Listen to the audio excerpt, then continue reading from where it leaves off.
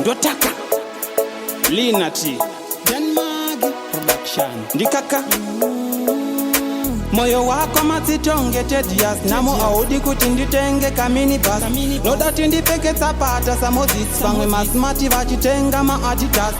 Chisha Levie mugeto newe namo inini andichada Andina chikafu patebo iwe namo chidya zvaunodaka Andichinakana zvipfeko iwe namo chipfeka dzaunodaka Saka ndinongoda kuti undisiye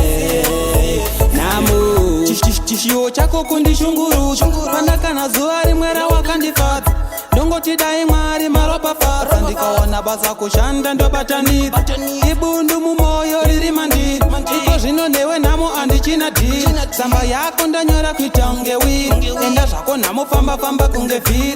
Unoda kuti ndipfeke madhende Vamwe masmati vakapfeka majini Unoda kuti ndife nenzara Kuita kunge Sauro ndinonge mumabini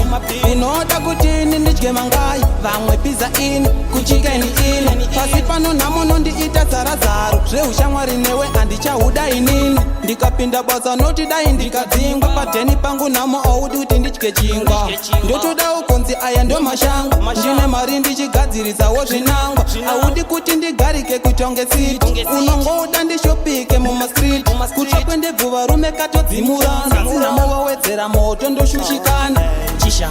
Levie mugeto newe namo inini andichada Andina chikafu patebo iwe namo chidya zvaunodaka Andichinakana zvipfeko iwe namo chipfeka dzaunodaka Saka ndinongoda kuti undisiye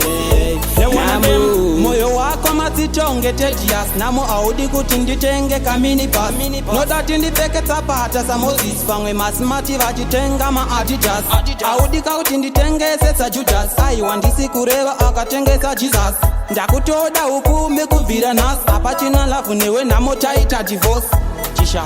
Levie mugeto newe namo inini andichada Andina chikafu patebo iwe namo chidya zvaunodaka Andichinakana zvipfeko iwe namo chipfeka dzaunodaka Saka ndinongoda kuti undisiye